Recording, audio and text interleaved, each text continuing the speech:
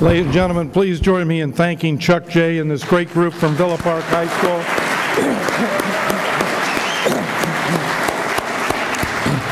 I'm Sandy Quinn, president of the Nixon Foundation, and I just lost something here. And I ask you to join me in welcoming our keynote speaker today, former military assistant to the president and the vice president, accompanied by members of the Nixon family, younger brother Ed Nixon and grandson Christopher Nixon Cox. Ladies and gentlemen.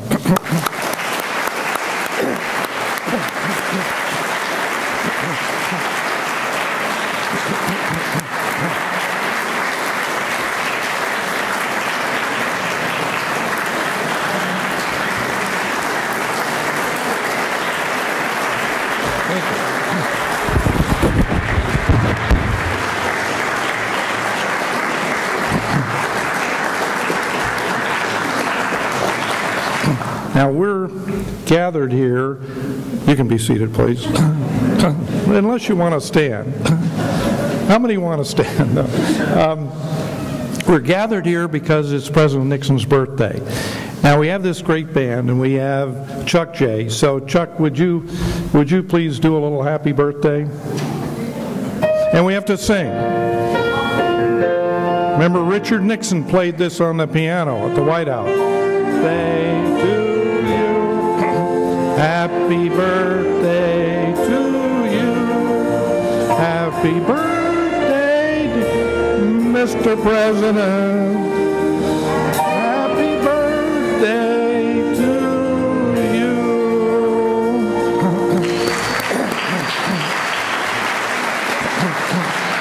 Now that, I didn't think that was corny. I thought that was fun. I know, you want cake. I want you to meet a few special guests, beginning with the chairman of the board of the Richard Nixon Foundation, Ron Walker. Where is Ron? Ron Walker, right here. His wife, Ann Walker, and his daughter, Lisa. I want you to meet a member of our board of directors, Hubert Perry.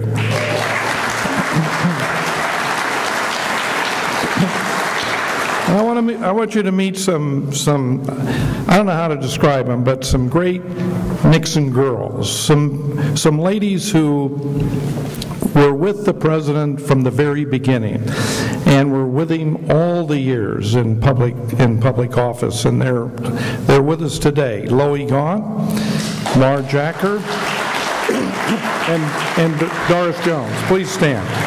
Please stand.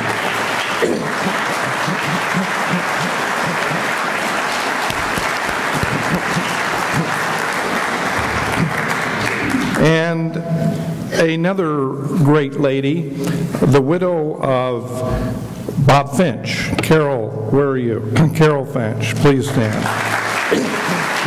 And her son, Kevin. And I have to give Kevin a little plug. If any of you are in La Cañada, Kevin runs a restaurant. He owns it. He cooks, he serves, he does everything. It's called The Dish. So be sure and go if you're over in Flint Ridge, Pasadena, La Cañada. Now I get a free meal from that, don't I? Okay. Carol's late husband, Robert Finch, was candidate Nixon's campaign manager. And folks, there's lots of seats right over here. You know, once an usher, always an usher. That's why I did at Disney. He was candidate Nixon's campaign manager in 1960. He ran for lieutenant governor of California and won. He won with more votes, incidentally, than Governor Reagan did. He won a bigger majority in the state of California. When Richard Nixon was elected president, he insisted that his good friend, longtime confidant, advisor, Bob Finch, go with him to Washington, where he served as the youngest member of the cabinet, was appointed Secretary of Health, Education, and Welfare, a wonderful person, a great patriot, and a good and close friend of the Nixons and the Nixon family for years and years. We're delighted to have the Finches here representing him. I'd also like to introduce the President's sister-in-law, Clara Jane Nixon. Clara Jane, please stand. Clara Jane. I'd like to introduce the man who was the pilot of that helicopter you see out there, Gene Boyer. Where is Colonel Boyer? Gene Boyer. Gene has written a book about it. Gene, when's the book going to be published? When can we have it? But when are we going to have you here for we're working on getting him here for a signing, so you'll hear about that. Excellent book full of terrific stories.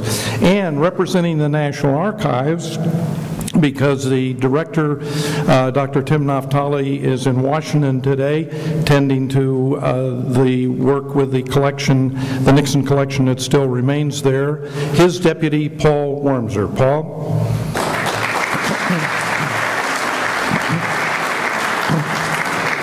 And the representative of President Obama, who presided at our wreath laying just a few minutes ago, Rear Admiral Mike Shatinsky.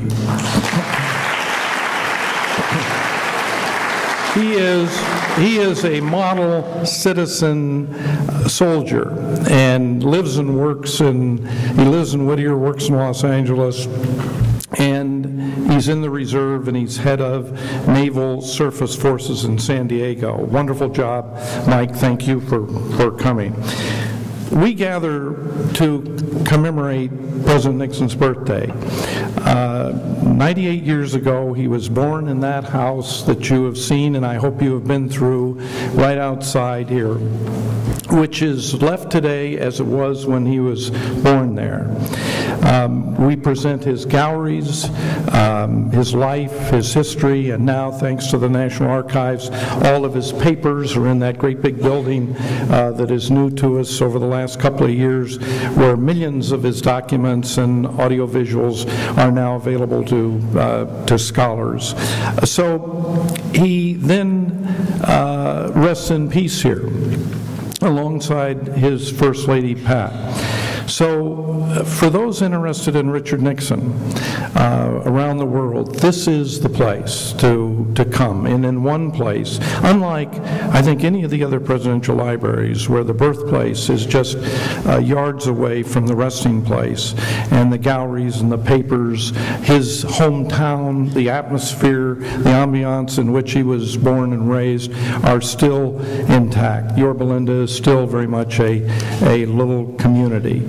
And where we're sitting was once citrus groves, where his father labored as a farmer. So this is the place for things Richard Nixon, and we're delighted that you came with us today on his birthday.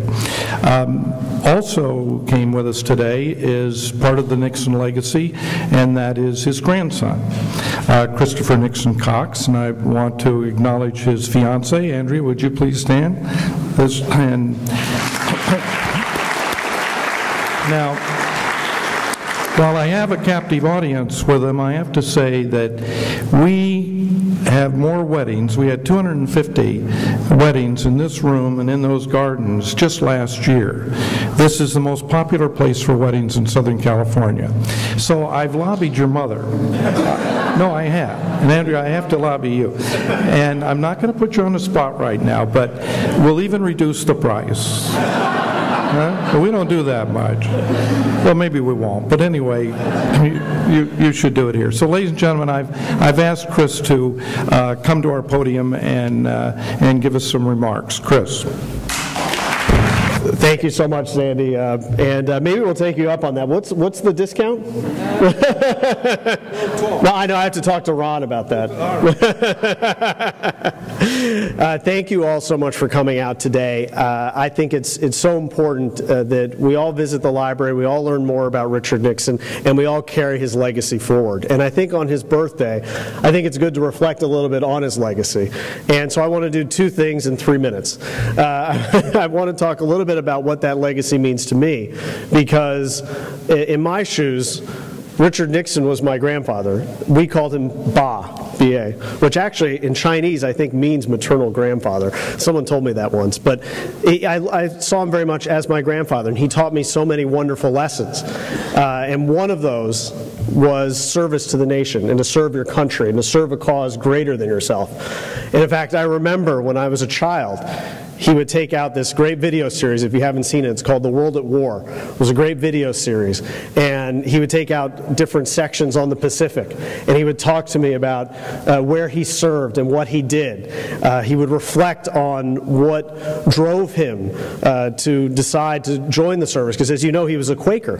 And Quakers have, as part of their religion, the idea of pacifism and not fighting, not carrying arms. And he talked about what the decision to fight for his country meant to his family and to his mother in particular. And he said just how important it was, particularly in World War II, to fight for the United States, for a cause that meant so much, for the cause of freedom. And I thought that that was something that was so important and something that molded my life. And I owe whatever I do in public service to my grandfather. He told me about how important that was, and I'll always remember that. So I think that's something significant. But I also saw Hubert Perry. Where's Mr. Perry? Oh, Mr. Perry. I saw him here. There he is. And you may remember the chief, the football coach for my grandfather, when he was at Whittier. He learned so many lessons from the chief, but one of them was to never give up, to keep fighting. And I think that really was something that was so important to my grandfather's career. You have someone who was defeated several times but came back because he knew that he was the voice for the issues that he believed in so much that he would never stop. And so he learned that resilience at a young age. And that was something he passed on to me through sports as well. And in fact, I'm from New York, and just last night I was watching the New York Jets. And I don't know if there are any football fans here, but yes, okay, so you might know about the Jets. They have a very checkered past. They're known for ripping your heart out. They have these terrible losses where they find new ways to lose every time. But last night it seemed like they were up against their old nemesis, the Indianapolis Colts. And one more time, Peyton Manning drove down the field, and with 1 minute left, the Colts kicked a field goal and went up, and he said, "Here we go again. The Jets are going to lose again." But this time they came back and they won. And I remember with my grandfather back in the early 90s, I was watching the Giants, and I'd become particularly frustrated because it looked like Phil Simms had just thrown another interception. They're playing the Raiders, and that they were going to lose. And I just sort of threw my hands up and said, "I'm done. I'm not watching." And we said, "No, Christopher, wait. You'll see. They'll come back and they'll win. You'll see. They'll do it. Don't give up. Don't lose faith. Don't lose hope." And the Giants did come back and win. So even last night when I was watching the Jets, I heard my grandfather's words echoing in my head to never lose faith, to never give up, and to always come back. And I think that really sums up so many of the things that he did in his life. And I'm just going to sort of close on some of these thoughts. I go and talk to a lot of schools, and I'm always amazed when I talk to students how many students really care about Richard Nixon's legacy and understand so much about it. And I was speaking to a junior high school, which I think is kids in 7th grade, 8th grade. And there was a group of girls that came up to me and said that they were so impressed that President Nixon did so much for equality between women's sports and men's sports with Title IX. And that was something that they realized. And I was really taken aback that here are some students who are not much older than 12 that recognize the importance of President Nixon's domestic agenda, which we hear so much about China and international affairs, but we hear much less about the domestic agenda. And to think that this has started to seep into the consciousness, I think that's such an important part of the legacy. And I can't tell you how many times I go out and I see veterans who talk about what he did for them, bringing the troops home. I talk to people who said, your grandfather saved my life. I was just about to come up in the draft for Vietnam, and he pulled us out of Vietnam. And And so many people tell me how important that was to them. So I think that it's so important that we reflect on his legacy, because all of us in this room have some connection to President Nixon. Either we care a lot about his legacy, or we carry his name in many cases, or we knew him as great friends for a long time. It's important that we learn about it, and that we tell other people about it, and that we spread this message of his legacy, because it is so important for our country's history that we understand him and his presidency, and that we can teach future generations that President Nixon is more than just a sentence. There's a lot more to his legacy, and that we spread that legacy to our country. And I really view it as our responsibility. So in between now, his 98th birthday and his 100th, let's all try and tell our friends, our neighbors, to take a look at Richard Nixon and learn some more about his legacy, and spread that message that he stood for, the message of freedom, the message of what a great country America is, and how anyone can rise up and become one of the most powerful people in America just through hard work and persistence. And I think that that's something that's great for us to reflect upon on this 98th anniversary of his birth. So thank you very much, and I'll look forward to talking to you afterwards. Thank you.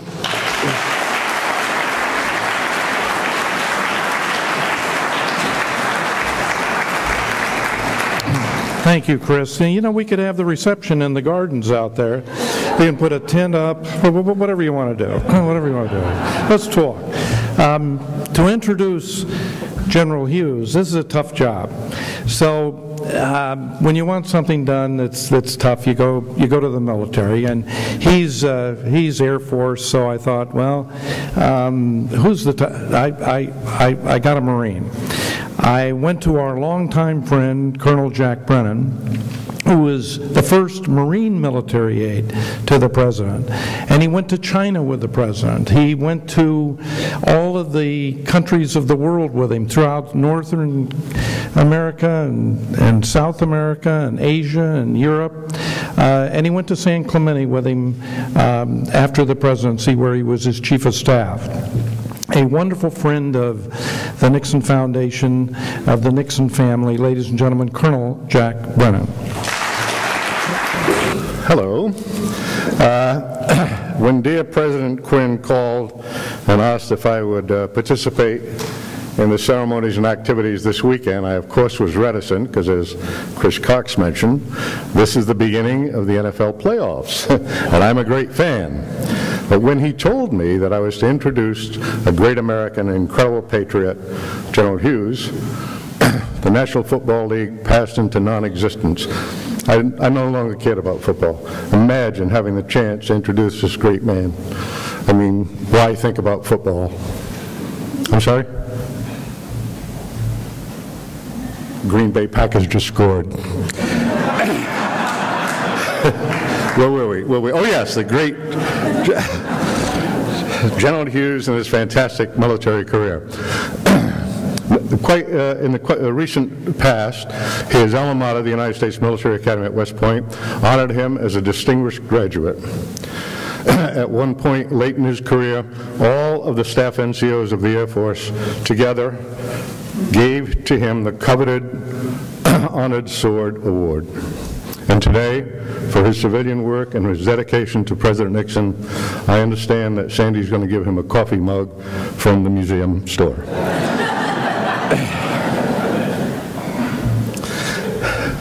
In fact, General Hughes, except for Ed Nixon, probably is the person most intimate and who has known the Nixons longer than any man alive. He was with him at most of the trying times in his life as vice president in Moscow at the discussions with Khrushchev, known as the kitchen debates. He was there with the attack on the lives of President and Mrs. Nixon, Vice President and Mrs. Nixon in Caracas. He made the arrangements for the historic trip to China, and in fact has been with President Nixon so much that they had a first-name basis. Don Hughes would always call him Mr. President, and President Nixon would always call him by his first name, God damn it. Like, God damn it, Hughes, how come it's raining on Trisha's wedding day? Call that meteorologist in the Air Force and find out why. So they were very close, as you could tell.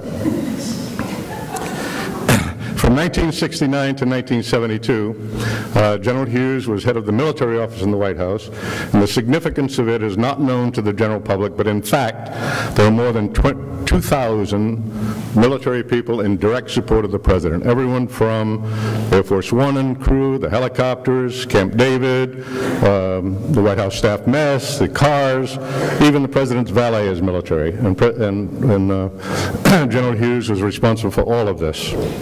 His military career culminated, however, when as a three-star general, he became head of all the Pacific forces, air forces, including troops in the cold tundra of Korea, the jungles of the Philippines, Japan, Hawaii.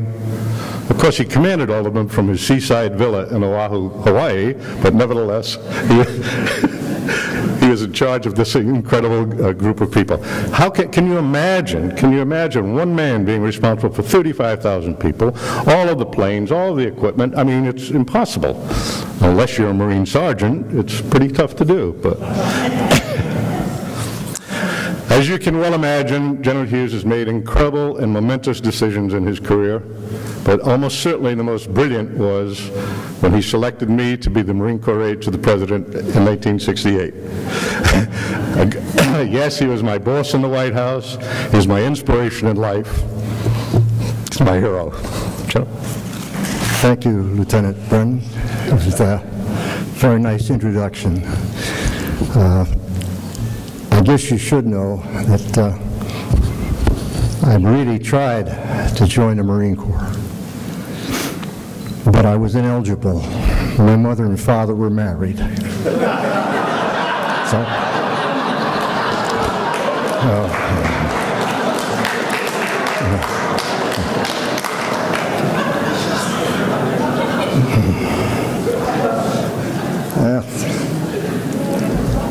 Chairman Walker, President Quinn, members of the Nixon family, and that brings up another point about the Navy this time. When Ed Nixon was getting married, he was a student at Pensacola, and I went down with Vice President Nixon for the wedding. And he swears he didn't do it, but somebody put a Marine up to coming over to me and saying, "Do you realize that your shoes are a mess?" Now, I still think you said you did it, but what I did tell him was, just to prove it, look at the back of my trousers, and you'll see where the shine went. But, anyway, today, it's my great honor to share with you my personal thoughts and my feelings about President Nixon as a man and as a president, as a very, very good friend of mine. I knew him from February 1947 until his death in 1994. And I knew his family. I knew them very well from the very beginning. We had an unusual start because President Nixon, when he was vice president, he did not want any military aides. No other vice president had ever had them, and he didn't want to be the first. But there was a Navy admiral who was the chairman of the Joint Chiefs, and he had kept persisting, and so reluctantly the vice president decided that he would give us a trial. So he sent a Marine colonel and me, an Air Force major, over to do this job.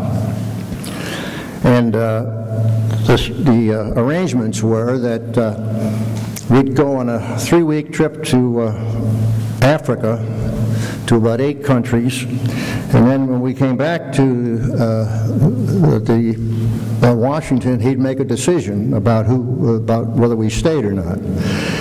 Well, of course, the colonel went with the president, and I went with Mrs. Nixon, and I was her aide all the way through the trip. And the colonel took the president. And I recall one day in particular, that we're in Liberia, which is clearly the worst place I've ever been. And Mrs. Nixon, I was getting to know her by this time and to admire her, but this really did it. We had a visit to a marketplace, and the marketplace was of course, it was in a wharf or docks, and you could smell it miles away, and it was, she picked her way delicately through the rats, the live and dead, and she took vegetable presents that were given to her, and she did it just like she would do it on Fifth Avenue. She was a real lady. And to cap it off, the heat was in the early hundreds, and when we got back to our car, the driver had run the air conditioning on the battery, so we were stranded. And that's when I began to like the press, because I went over and talked to the press, and they gave us the car, and we went on up. Now, rather than do a speech, what I really want to do is I'll talk from notes, taking you through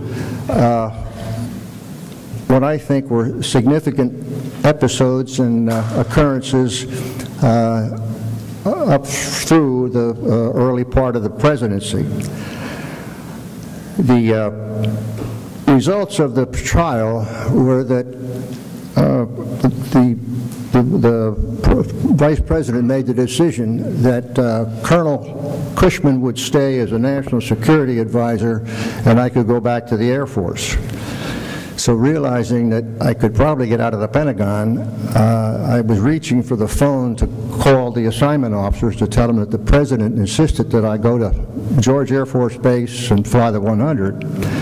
Rose Woods heard the decision, and she stalked into the vice president's office and came out about 2 minutes later, and she said, "Put the phone down.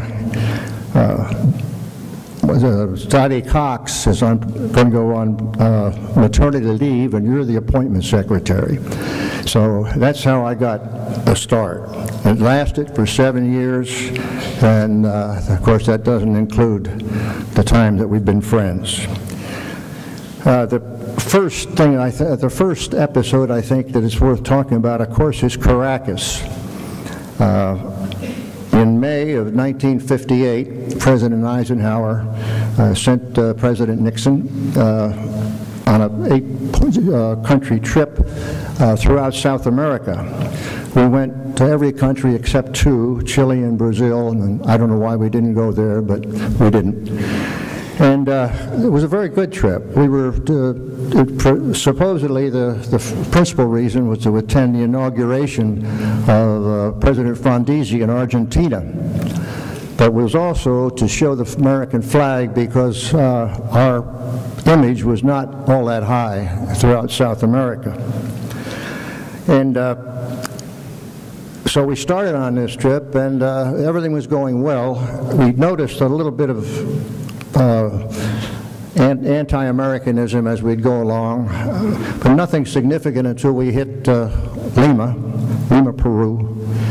And he had been invited to visit San Marcos University, the oldest university in the Western Hemisphere, and also at that time the most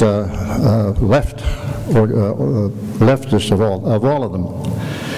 So we knew there was going to be some problem, but we didn't realize how great it was. But that was the first show of violence when he went out in the crowd, and they crowded around so much that he finally gave up trying to get into the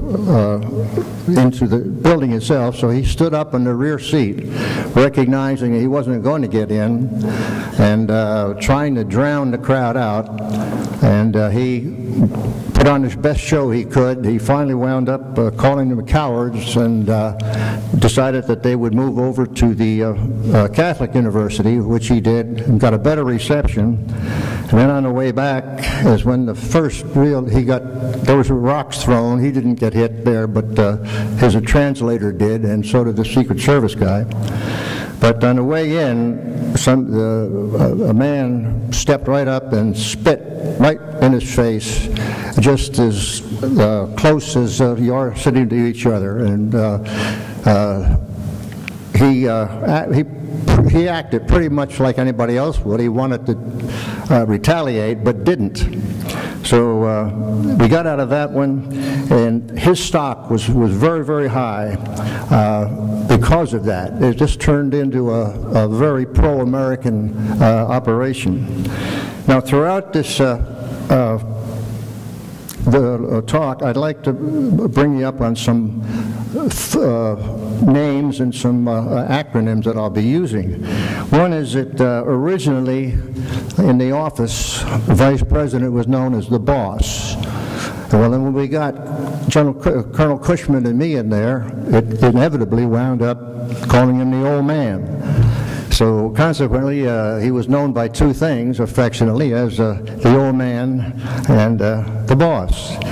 Now, I'll use Pat for the name of Mrs. Nixon, but I did not use it when when I was working for her.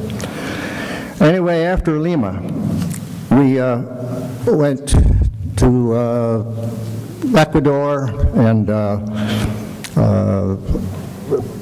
Colombia, and there was no problem there. But then we headed for Venezuela, and we had received some indication that things were not going to be too good there. But it was supposed to be there was an assassination. Supposed to be an assassination attempt on the vice president, but we couldn't pin it down. It turned out that the intelligence people just wrote it off. But on the way in, I was talking to my wife Betty on the radio phone, and she said, "Hey, you're in for a real shock when you get there."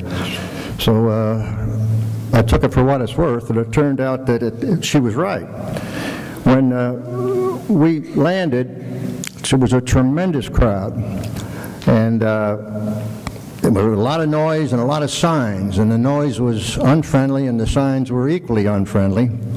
So things being the way they were, they canceled the welcoming ceremony, but the embassy had not used their heads, and they left the cars outside of the terminal. So to get to it, we had to walk through the terminal, and there was a balcony on both sides of the building, and that was an opportunity for some more spitters to do their job. And to make matters worse, just as we hit the first entrance, the band took up the Venezuelan national anthem, so we had to stand at attention, and it just felt like rain. And we got out of that, we had some more on the other side. And I remember I was in the second car with Mrs. Nixon, and we had the foreign minister's wife in tow. She was going with us. And I remember distinctly seeing Mrs. Nixon wiping the seat off of a car we were in so that they could sit down in the back. Well, we started in, and we suddenly realized we had no motorcade. I mean, we had a motorcade, but we didn't have any protection at all. There were no police, there were no army or military people at all. And we ran into 3 ambushes where they would stop, we'd be forced to stop, and they would attack the cars with more spit and rocks. They tore the flags off, and they were smashing the windows in the cars. Thank God they were safety glass. And we did that for 3 times, and I remember finally we had just a very few Secret Service agents, but they bravely got out and fought to clear these ambushes and get us through. I distinctly remember seeing one of my good friends in the Secret Service get hit in the back of the head with a green grenade, tear gas grenade canister. And so that's how bad the things were, and there's nothing worse than being in a mob that's been raised to a frenzy. The hate that you see in their eyes is frightening. Mrs. Nixon, or Pat at the time, when she was spending her time consoling this Venezuela minister's wife. So we finally broke loose and got out and went up to the embassy residence up on the hill. And the rest of the crowd, the rest of our motorcade somehow got through and went down to the hotel. Well, we went up there and closed the gate, and we were fairly safe on the top of the hill. So when we got up there, the president and Pat and I went up to their suite and got cleaned up, and the boss was really, really in a rage. He was white with fury, but he was also very calm about it. So we cleaned up and we did the obvious. We checked on the other people, see how they were, and then we tried to call up to the United States. We couldn't do it. The communications were cut. Unfortunately, the pilot of our plane had a ham radio, and he made the initial contact that we were having a real problem. Well, about that time, the junta, the people who had taken over Venezuela from a dictator a few years ago, the junta were the military people that were responsible for our security and so forth. They showed up at the residence and sent the ambassador upstairs, and he came in and he said that he wanted the junta wanted to see the vice president. So Vice President, I talked to him, and he said, "Yeah, tell him yes. Tell him I'll be down." So we were standing there talking after he had gone, and I saw him. He took his tie off, and he took his shirt off, took his trousers off and his shoes off. I said, your baggage isn't here yet.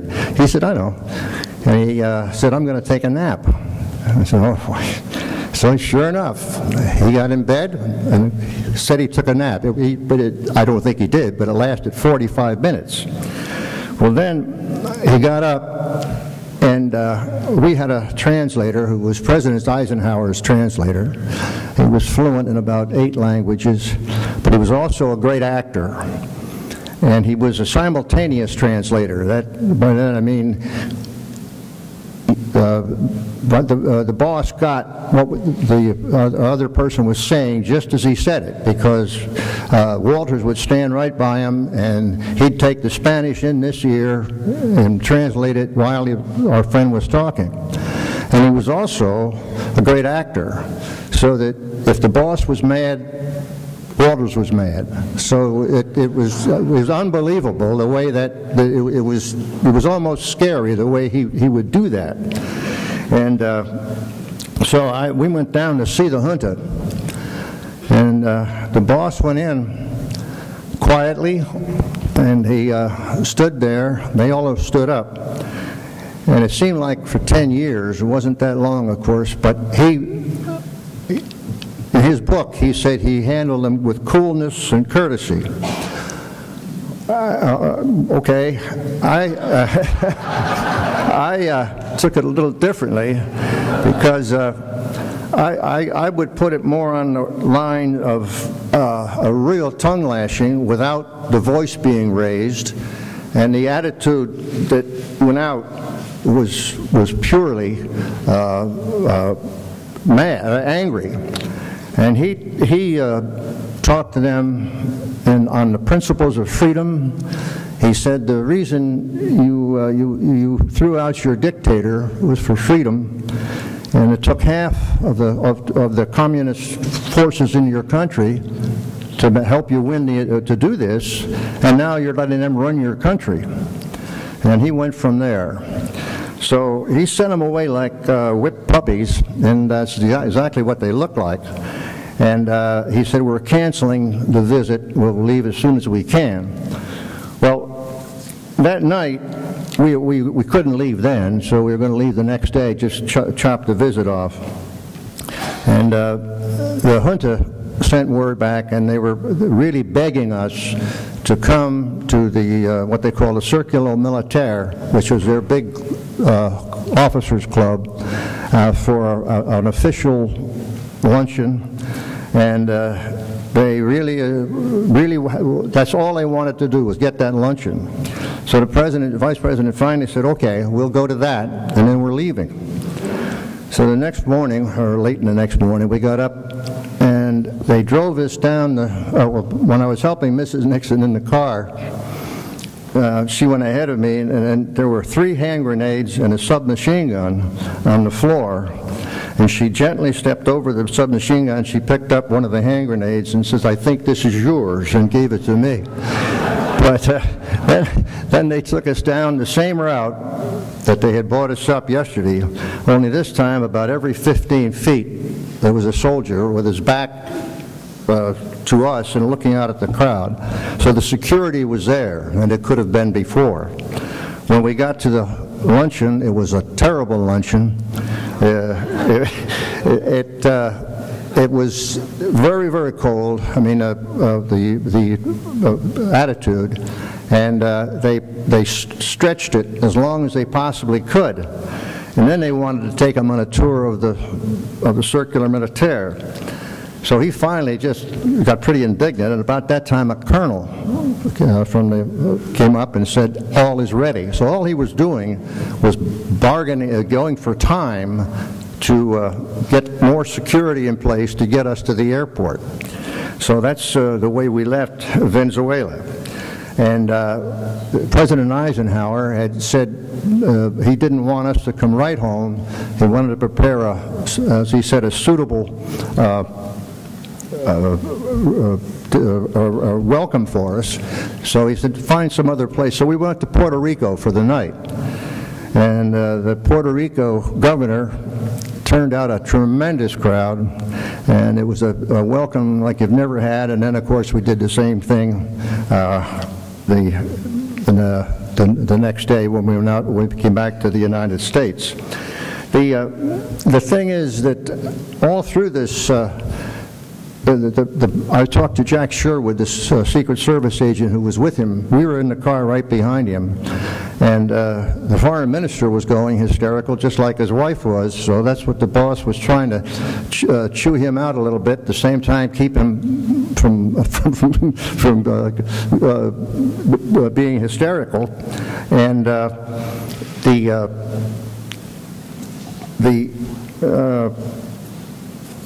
well, the whole incident lasted, I'd say, about 3 hours of where we were in real trouble.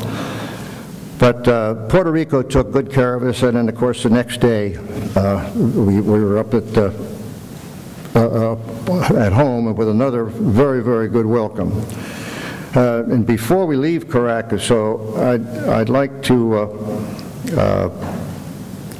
tell one other little episode that occurred few years later. So we'll fast forward to about 1969, when we were on our way. We were doing an advance around the world to pick up the astronauts that had come back from the moon. We stopped in Hawaii, and the senior officer in Hawaii was Admiral McCain. His son is now Senator McCain. And on the advance, I called on him, and I asked him who was going to be his responsible officer, and he said, well, you're looking at him. So I said, well, that's fine, and we took him up on it. So anyway, when the big day came, and after we landed in Hawaii, the Admiral took the boss and Henry Kissinger and me up to his office to give us a briefing. And when we got on the elevator, and there's all of you, I don't know whether you notice or not, but frequently when you get on an elevator, there's a moment of silence when the door closes. Well, Admiral McCain decided he'd fill that. And so he said, well, you know, Mr.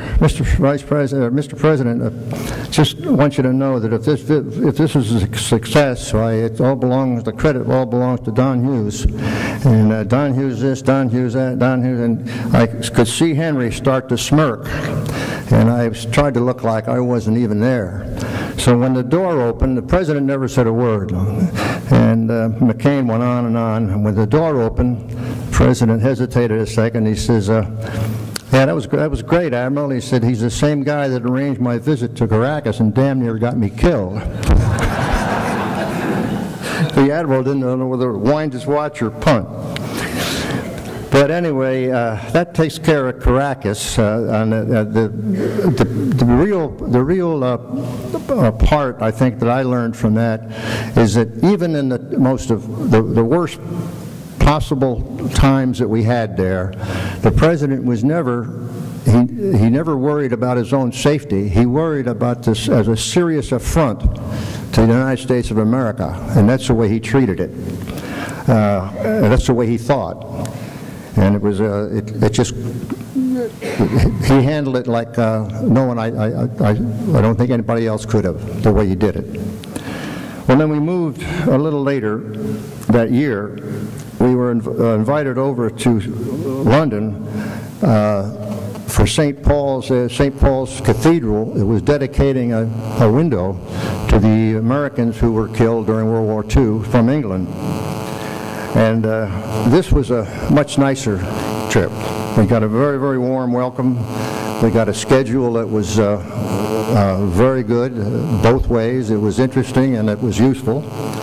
And that's where he made a very famous speech called the Guildhall speech in London, where the quote that went around the world was that no people in the world today should have to choose between bread and freedom. And that got quite a play at the time. But there was one unforeseen and a very unwelcome incident. Didn't involve any relations between us, but it was heart attack time for me. It was, we were returning a visit, a dinner from the Queen, and they were coming to the American Embassy where we were staying. And we had gotten back from Oxford University, and we had about an hour spare time, which was unusual on a trip. Well, I took the occasion to take a hot bath, and I was luxuriating in this, and the butler that was the head of the servants at the embassy came in and said, the Vice President wants to see you immediately. Well, I always brought with me a flying suit where I could step in and zip up and go. And so I did, and I went in, and there was the Vice President of the United States. He was standing there in his, he had his white dress shirt on, and he had a funny look on his face, and he said, Don, I forgot my black tie. So being a great aide, I said, well, sir, that's no problem. I got 3 of them. And he says, you don't understand. He said, I mean the whole damn suit. So we had, the Queen was due in about no more than 35 minutes. And it was 6 o'clock at night. All the stores were closed. Nobody in the staff or the ambassador had a suit, had a tuxedo that would fit. Secret Service didn't. All I had was uniforms.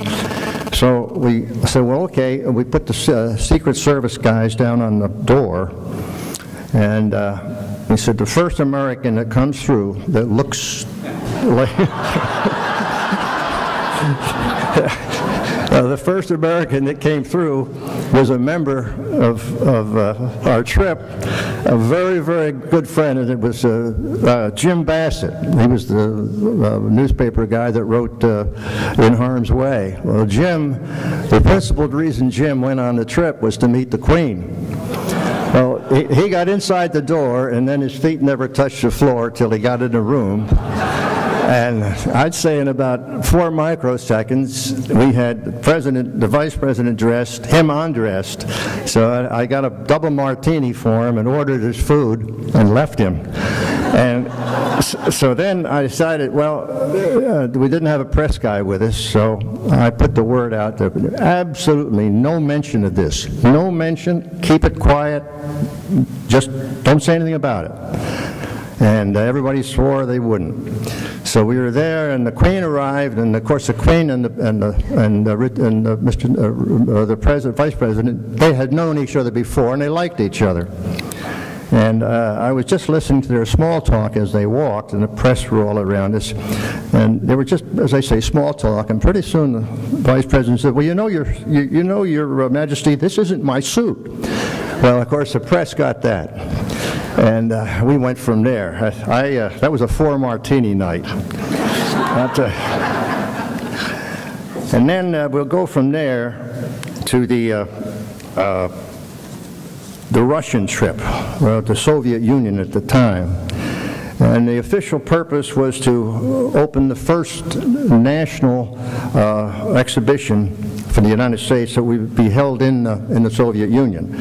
And we featured consumer goods like appliances and things of that nature, as opposed to what they had done when they came here, where they went heavy on their arms. But the real benefit from it was to make an opening to get a one-on-one for President Eisenhower and Khrushchev. Well, the boss really did his homework on this one. He worked for months. He was studying every possible issue that he thought could be raised. He went after it in great detail. And those who know him knows how he would do that, so that when he went, he was ready. But he was also ready, in addition to the material, he was also ready for the attitude, because he knew that Khrushchev's way of life was to be a bully, was to go after you, and he was very rude, crude, and obscene. In fact, they said that on some occasions his translator would blush when he was translating what Khrushchev was saying. And as I said, he had a bully attitude on him, and he came after the boss in the kitchen debate. He came after him and sort of jabbed at him with his finger. Well, the boss did not respond. He just played it low key. He didn't raise his voice. He listened to it, but he didn't really take it, because at every possible opportunity he would come back with a rebuttal, but it wasn't in the same manner that it was coming at him. It was kind of like what you might have with a fight with a meat cleaver and a fencing foil. He was getting the boss was getting the shots in underneath the heavy blows. But Khrushchev never did stop that kind of an attitude, and the boss always managed to keep his calm. Now, at one time, I was really surprised at this. Khrushchev raised a toast, and he raised it, and he said it, and he said the toast, and then he said, "Okay, Prost," or whatever it is. And he raised his glass and started to drink, and the boss put us down. He didn't touch it, and he said, "What did he say?"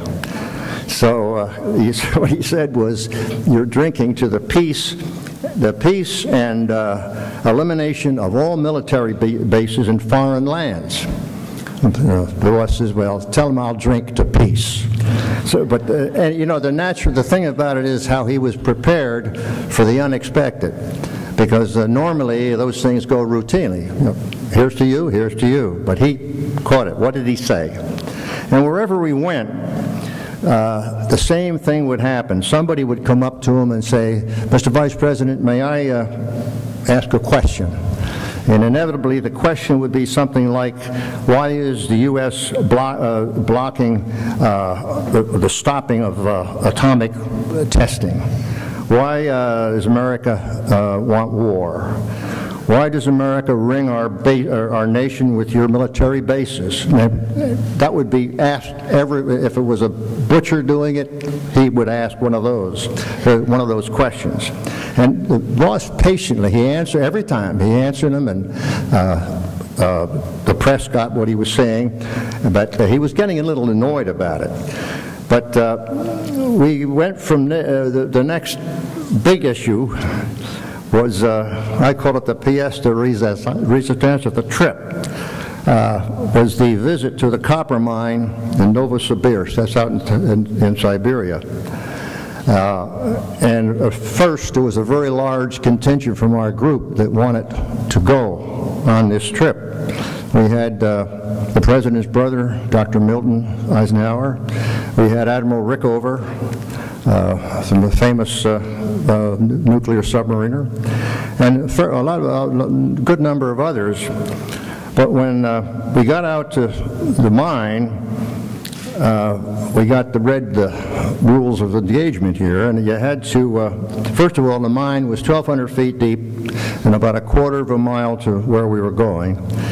And the visitors, we all had to strip right down and take the Soviet long johns, which are pretty itchy, and waterproof trousers, boots, heavy woolen socks, then the knee-length boots, and then the hat with the light on it. Well, you could see our group dwindled. Dr. Eisenhower suddenly remembered he had to write a letter, and the senior Secret Service guy, he had to make a report. And the press were saying things about, well, they're going to miss a deadline and so forth. So we were a pretty small group that went down in that thing. Well, I had claustrophobia, quite honestly, and I wasn't too happy about this at all. Rickover was fine because there's not much difference between a submarine and a mine, I guess, but so he did all right. But anyway, we got down in there, and of course it's all muck and so forth, and we start to walk the quarter of a mile, and just the boss and I were leading the show, and he turned to me, he says, "Hey Don, what are you thinking about?" I said, "Sir, I'm thinking about how I'd like to meet the SOB that put this on the schedule." And he nodded his head and said, "Yeah, I got it." And off we went. And we came at the end of there, and these guys are with the big drilling machines, and when they saw us, they cut the engine, cut the power, and then one of the miners says, "Mr. Vice President, may I ask a question?" And he says, "Why do you ring our bases, our homes with your bases?" So the boss gritted his teeth and went through his answer and said, let's get out of here. So we went out, and then that's when he really, for the first time, he took on the hecklers, and he had a foreign minister with him as an assistant, Zhukov, I think his name was. So he went after Zhukov pretty heavy, saying, knock these hecklers off. He said, we're not getting anything. He never did succeed, but it was worth a try.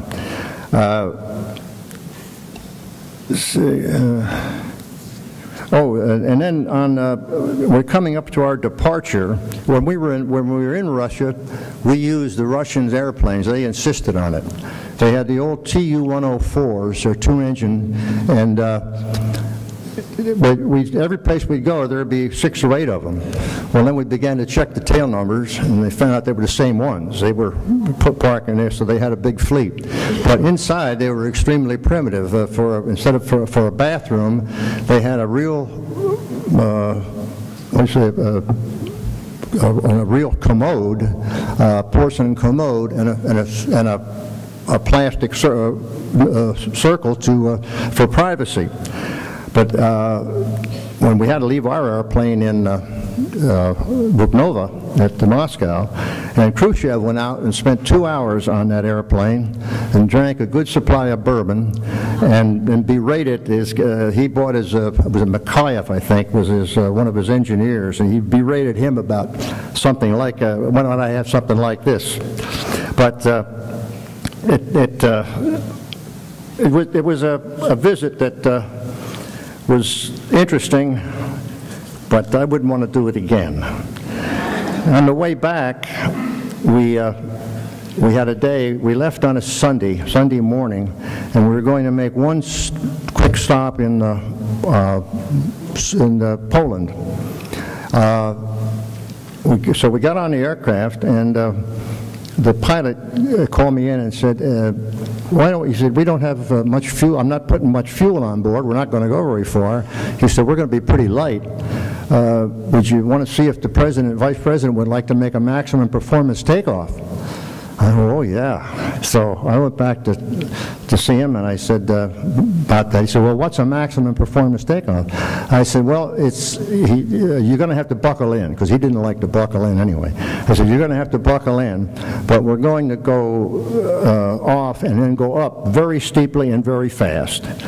And he said, you mean like a skyrocket? I said, yeah, something like that. So he said, by all means. So we went out, and Bill Cohen and I hauled that thing up, and we went out. It was magnificent. And right behind us, the press plane was another 7 like ours in the same shape, so they did the same thing. And the ambassador said later that Khrushchev really was chewing somebody out in this crowd after this thing went on. It was a real good show. We landed in Moscow, or rather in Warsaw, and it was a Sunday, which meant the people had the day off. And there was no publicity about our visit, and the route that we're going to take was never published. They would, but anyway, when they did have a welcoming guard put up, and as we left, the guard. As we were driving out, the guard fell out from their formation and all clapped as we went past. And then when we got outside the gate, the whole route, all the way, was just lined with 4 and 5 deep, and some places more, with people. And I was in the 3rd car, and I bet I kissed 100 babies on the way in, and the Nixon car was just loaded with flowers, and the people were cheering us, and they were almost frantic with real good humor and good support for the United States. They later on, I think it was either JFK or his brother went over. And I think they gave us 250,000 people for that welcome. Now the Kennedy party got more people, but they did it on a government-supported basis. The people pretty well had to show up. But that was a very good trip, and we came home on a high note. And then the next place I'd like to talk about is the campaign of 1960. The boss committed himself to doing a 50-state campaign that had never been done. And so he made that promise, and we kept it. But it meant it was going to be a killer of a schedule. Our first official trip was to Hawaii, and then we came back. That was the first state that we visited. So then, before we went out again, we made a trip to Greensboro, North Carolina. And as you get out of the car, the heavy door slammed on his knee. And I saw it happen. I couldn't stop it, but I saw it happen. And I knew it hurt. It had to hurt. But he went through with that, and then for about a week he was complaining that the knee was bothering him. So we finally got him to get to our friend Dr. Cox, who was the assistant White House surgeon. So he forced him to come out to Walter Reed to get it looked at. And, he said, if you don't, you're going to be campaigning on one leg. So he went out. The president went out, and they found that he had a very, very serious staph infection. So the issue was, what's he going to do? What are you going to do? So they said, well, we need to do a series of tests, but more than anything, we need to get him off his feet so we can start healing this thing. Well, this went on for several hours, that he was resisting it. And he had finally sweet-talked him into something like, well, if I get up in the morning and then do this for 2 hours, but don't put any strain on it, then I work for 4 hours, one of those things, and they were reluctant to going along with it. And I just bolstered up my nerve, and I went into the head colonel in there, and I said, can I see you for a minute? He says, yeah, okay. So we came out in the hall, And I had one bullet left in my quiver, and that was, if this didn't work, I was going to call Mrs. Nixon. But I got him, and I said, well, sir, what really should be done? He said, he ought to be here for 2 weeks. And we ought to, and this is what we're going to do. I said, well, why, you go right back in and just tell him that. Get rid of the other people. So he did. And the boss finally took it, and he was there. And it, as you know, he did stay about 2 weeks. I think it was a little less when he finally got out. But then that was led into the first debate in Chicago, and that was a very short time after we got out of the hospital, and he looked like the devil. He had that hospital pallor, and his heavy beard only increased that. He had lost about 10 pounds, and the collar was much too big for him. And it just didn't look well at all. And Kennedy came in, and he looked like he stepped out of Esquire, and he was tanned, and well, you know the rest of it. The bottom line was, people said, who saw it on television, said Kennedy won, and people who heard it on the radio said that Nixon won. But he was under a tremendous handicap. And we didn't, as they say, that was the first time he didn't take he didn't let them use makeup. From then on, he did. And then the second part of that was my favorite, and that was when we took a train for, I think it was about 5 days. We went on a Truman-like train ride from various states, and we wound up, I think we wound up in Detroit, I'm not sure, or Chicago. But anyway, that was where I was in the front seat with the Secret Service on one side, and we were at a crowd. It was the last crowd before it was 2 days before we quit. And I was bending over trying to see something because it was getting dark, and somebody threw an egg, and it hit and broke right over my head. And I got the whole thing on the head. Well, of course, the boss and Pat were in the back, and they thought that was hilarious. Anyway, the problem was that the train didn't have any showers. So for 2 days, it was quite uncomfortable. So I don't recommend trains. Anyway, the trip continued, and I'd like to emphasize here what it means to be in a campaign like that. The pressure is absolutely unbelievable. The pressure on the staff, the pressure on the candidate and on his family. You finally wind up with just sheer exhaustion, and that's about the only way I could describe it. Your whole attitude changes. People that were real happy-go-lucky become not so happy-go-lucky, and you're past the fatigue period. You're in exhaustion. And I recall a couple of instances, and one of them is rather unusual, was he and I were standing in the wings getting ready for him to make a speech, and as usual, he always would sort of get himself ready to go out. And at that precise moment, the band started to play da-da-da-da-da-da-da. So he grabbed my arm, he said, "Don, why are they playing The Bear Went Over the Mountain?" And I said, "I don't know, sir, but I'll find out." So I started off, and I went, "Wait a minute." So I get back and said, "Sir, that's for He's a Jolly Good Fellow." Oh. So, but this is part of what you're faced with. And then the next one example I used is, you may have read about it in one of the books that was published recently about how he kicked a seat that hurt me, and I walked off the campaign. Well, this was in Iowa, and we're getting towards the end, and tempers were ruffled.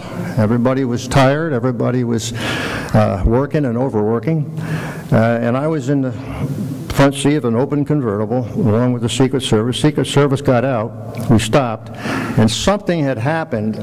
I was in touch with Bob Haldeman, who was a senior advance guy, and we were in touch by walkie-talkie, and it was something that came up that had come up 3 or 4 times before, and it had come up again. It bothered the Vice President. Anyway, he was furious, and he kicked the back of the seat, which hit me, and I went forward. So he went on his way, and I just walked off into a field to cool off a bit. Well, Haldeman thought I was going home, and he came charging after me, because he didn't realize, and the book said that I walked off the campaign. Well, if I had walked out there, I would have walked right out of the Air Force too. So, but the point was, it was just pure fatigue and exasperation. And the last one along that line that I remember was up in Stockton, when it was really close to the end. And Bill Rogers, later Secretary of State, spent some time with him in his room, and he got ready for bed, and they continued their talking, and then Rogers came out and to me, he said, you better get down there because he's sound asleep. And he said, I can't move him. So I went down, and he was sound asleep, but I managed to get him up and sort of get him in bed. So I don't know how it was easy. I did it. I don't know how I did it. But he opened one eye, and he looked at me, and he said, don't worry. He said, God is with us. And then he closed that eye, and that was it. But I mean, you're dealing with the emotions that are just overstretched. We came to Alaska, and then from Alaska, we went to Chicago the last night before Election Day. And I had promised him that I made a promise to him that I would give him an hour free time before we left for the final engagement in Chicago. And he had got out of the shower, and he was just looking forward to a bit of rest. And Haldeman called me on the phone. He said, we got 5,000 people down here. He said, he's got to come down.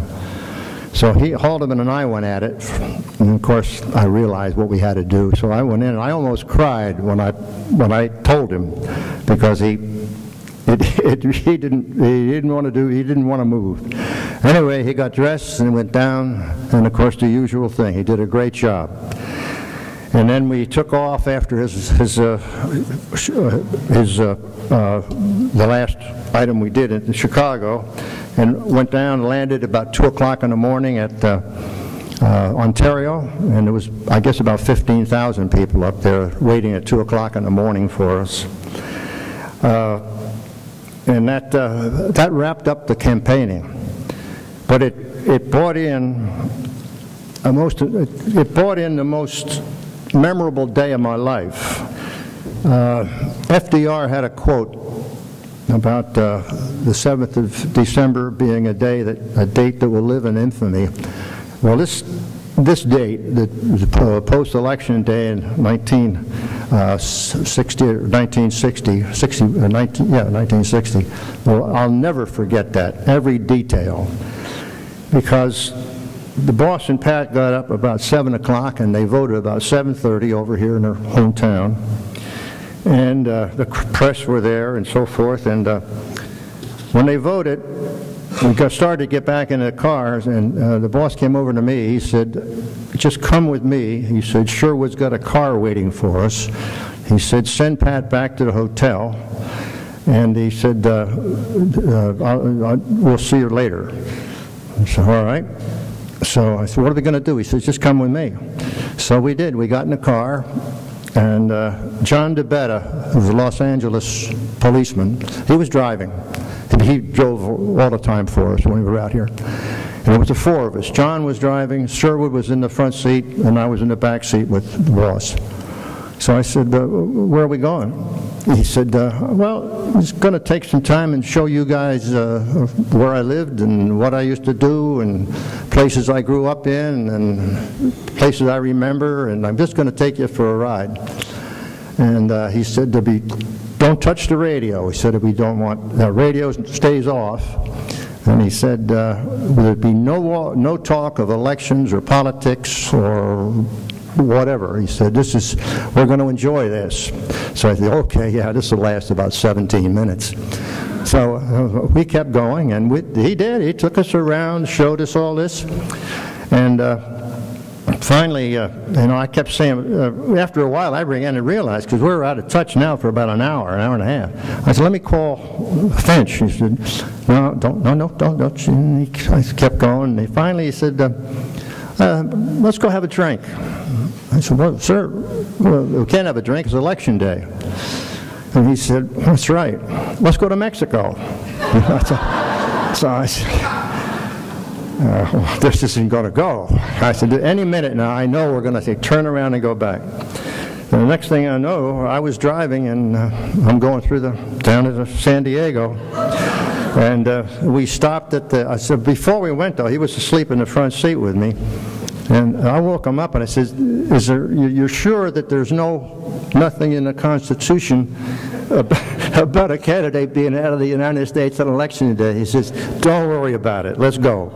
So we asked the guard, I said, where's a good restaurant? And he recommended the Old Heidelberg.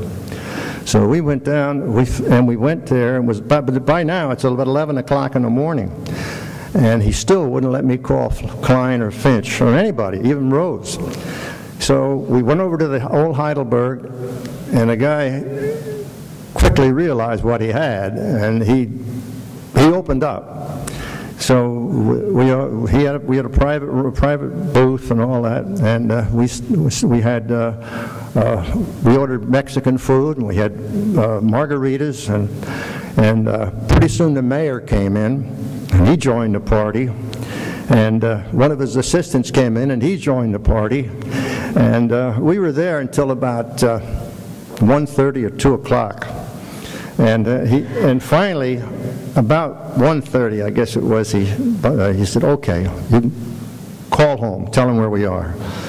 Well, I called Finch, and I won't tell you what Finch called me, but oh, they were mad. And he said, "You're where?" And he says, "We're in Tijuana." And so anyway, he said, well, he didn't know what question to ask next. I did think he did say, "Are you coming home?" So anyway, we cleared that up, and we started back, and I was driving again, and I was speeding. And of course, I got motorcycle policeman pulled me over, and he said, "You got the vice president in there?" And I said, "Yeah, I do. He's asleep right here." So he looked in, he said, "Yeah, that's right." He said, "Boy, they're sure looking for you." So we kept driving, and every time we'd pull up to a stoplight, a car would pull up on either side or something like that, and they'd look over and back and then over again, and it was. And finally, we got to around San Clemente, San Juan Capistrano, and he said, "I want to go in there." He said to me, he said, "You're a Catholic. I'm going to show you an authentic Catholic church and school and so forth." So we went in, and we opened a door, and it turned out to be a classroom. And he quickly shut it, but the windows were here, so the nuns could see what had happened, and that's where the flying nuns started. Boy, they all came out, and then he said, "Let's go into the chapel." So he and I went into the chapel, and we stayed for about, I'd say, 10 minutes, and we sat there very quietly, didn't talk, and just sat there. And finally we got up and finished the trip. Well, we got to the hotel, and he started up to his room with Sherwood, And I figured I better find some place where they don't get me. And so I decided I never had a massage before, so I'll go to the massage parlor because I know they won't look for me there. And that's what I did. So I went and had got a massage, and by that time he had cooled off, Finch and Klein, so I was no longer in danger. But then the rest of the evening spoke for itself. We took the news the same as you all did. And to wrap it up, we went back to Washington, and then we went for 3 weeks to Key Biscayne. And while we were there about 10 days, I think, and he called me one day. I was outside his room. He said, "Come here." And I went in, and he had a phone in his hand, and he said, "I want you to go over to the airport to meet flight number so-and-so." I said, "Well, who am I looking for?" He says, "You'll know." So I went over, and there, when we got to the airport, the flight came in, and off the door came Carol, my wife Betty, Herb's wife Marge, and they stayed for the remainder of the visit with us at Key Biscayne. And that was that was the famous Kennedy visit where he came down and visited the Ross, and they had a very nice exchange. There was one very interesting thing there. Rose Woods, God bless her, she when she had a temper, and there was a newspaper reporter who was by far not her favorite, Bill Lawrence. I think he's dead now, but anyway, he stood there, and they had Kennedy staff buttons. And I remember she stood over and she looked up at him and she said, "USOB, that should read Kennedy staff, not Kennedy press." And he didn't know what to do. But that's the other point I wanted to make on this. Along the line somewhere, the Kennedy camp was quoted as saying that Nixon did not have any class. So a way to refute that is, the way I think should be refuted, is with three events. One is the way we left office. We had our offices in the Capitol building, and we had to work. Lowy and Rose and Cushman and a couple more, we worked till 6:30 in the morning of Inauguration Day to get our offices cleaned out. We didn't even have the courtesy of another week or so to do it slowly. We had to get out then. So we did. We made it. Then you fast forward to the day after inauguration, the boss and Pat were going back to Key Biscayne, and we didn't want to put them on a commercial airplane. It was going to be too, the day after and so forth. So Earl Blake, famous football coach at West Point, he was executive to the owner of CEO of Avco, Av Corporation, and they had in those days it was a private airplane. It was an old B-18 that had been plushed up a little bit. By today's standards, it was a wreck, but it was then adequate. So that's the way they went off by themselves with no fanfare. With the three of us, I think, saw him off. Myself and Cushman, Sherwood, and I think a couple of the girls from the office. And then you fast forward to 1963 when they had the JFK funeral. He called me. I was stationed in the Pentagon, and he called me and he said, "Do you think you could get 2 tickets for Pat and me to come to the funeral?" And I said, "Yeah, yes, I think I can, but weren't you invited?" He said, "No, I wasn't invited." So I called Kennedy's Rose Woods, his secretary, Evelyn Lincoln. I knew her very well. And I went over, she said, come on over to the White House. So I went over and she gave us 2 tickets. So we had a borrowed limousine and we made the funeral the next day.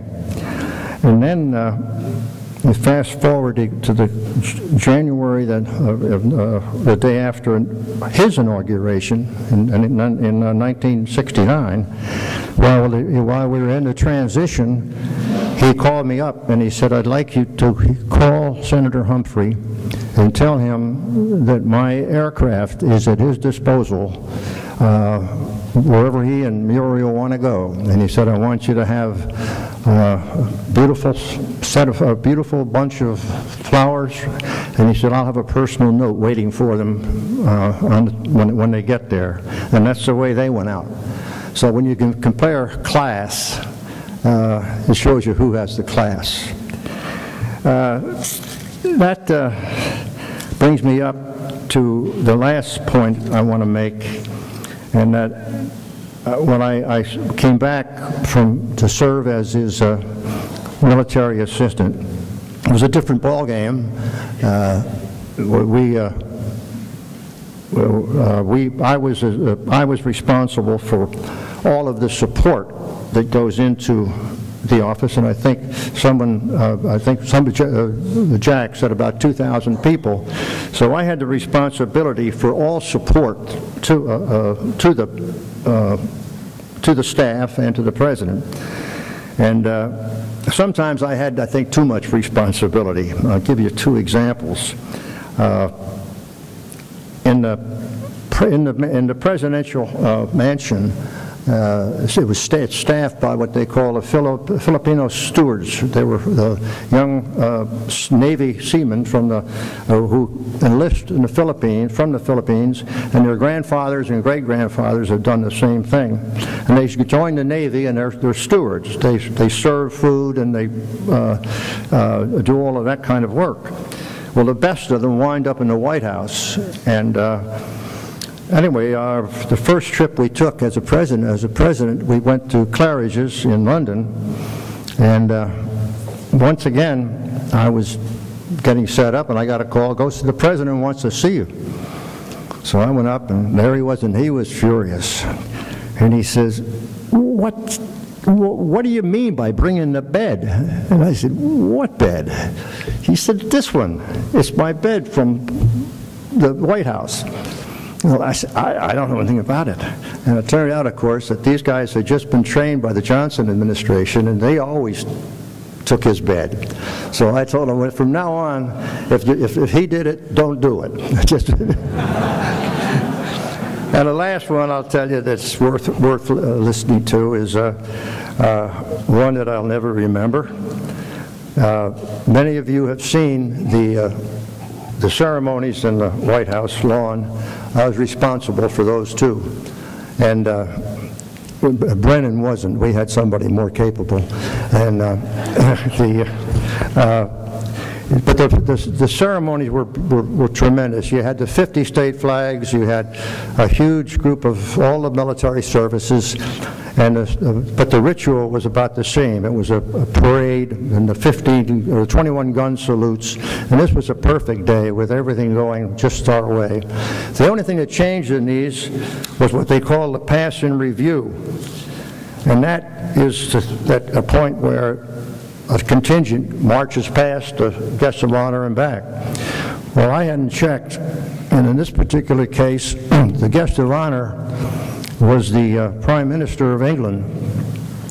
And when it came time for the pass and review, out from over here came the contingent, and they did everything but limp. They had their old colonial uniforms on, they had ragged flags, and they had muskets and spears, and they slowly walked past with the band playing Yankee Doodle.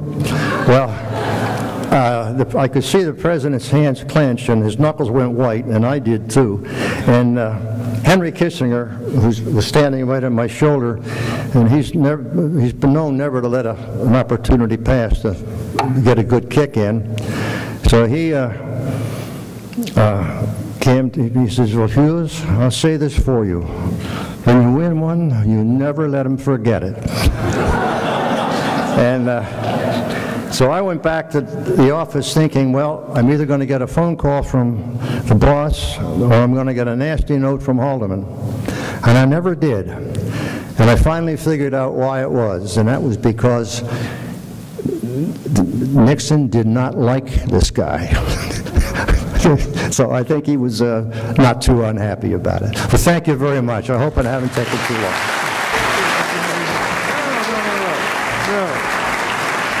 No.